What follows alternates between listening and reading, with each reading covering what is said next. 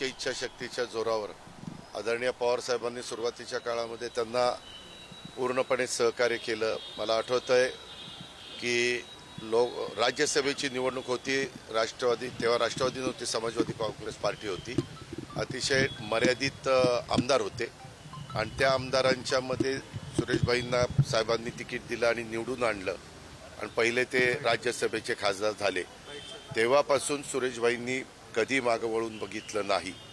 पुण्याच्या अनेक महत्त्वाच्या निर्णयामध्ये त्यांचं योगदान होतं। PV नरसिंहरावजींच्या सरकारमध्ये ते रेल्वे मंत्री म्हणून त्यांनी काम केलेलं, त्यावेळेस त्यांच्याकडं पूर्णपणे कारभार होता, स्वतंत्र कारभार रेल्वे विभागाचा दिलेला होता। त्याही काळामध्ये रेल्वेमध्ये अतिशय वेगळ्या प्रकारचं काम त्यांनी करून दाखवलं।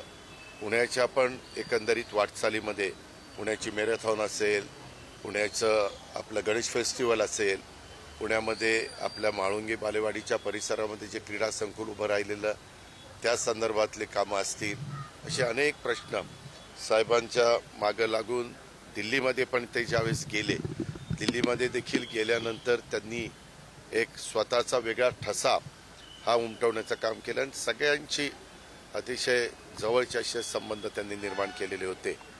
परंतु अलीकडच्या काळामध्ये ते वयोमानाप्रमाणे बऱ्याचदा आजारी असायचे आणि मधी माझा शेवटचा एक कार्यक्रम झाला, तो म्हणजे गणेश फेस्टिवल मागे होतं, त्या कार्यक्रमाला मी गेलो होतो आणि तेव्हा काही उल्लेख मी मागच्या गोष्टीचा करून दिलेला होता। त्यावेळेस मीराभाभी आणि यांनी पण त्याच्याबद्दल मला बोललेल्या होत्या आणि काळाच्या नियतीच्या पुढं तुमचं माझं कोणाचं काही चालत नाही।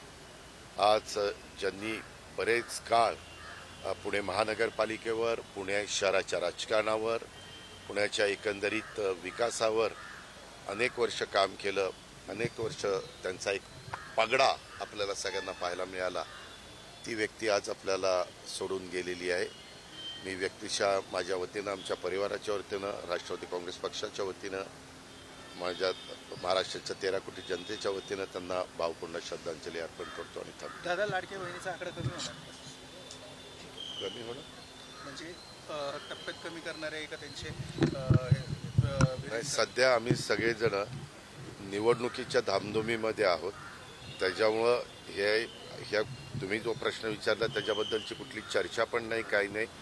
उलट मी असेल, देवेंद्र फडणवीस राज्याचे मुख्यमंत्री असतील, आपले उपमुख्यमंत्री एकनाथराव शिंदे असतील किंवा त्या खात्याचे मंत्री आदिती तटकरे असतील, आम्ही सातत्याने सांगतो की ही योजना आम्ही आमच्या लाडक्या बहिणींच्या करता सुरू केलेली आहे आणि ती आमची शेवटपर्यंत चालू ठेवण्याची इच्छा आहे।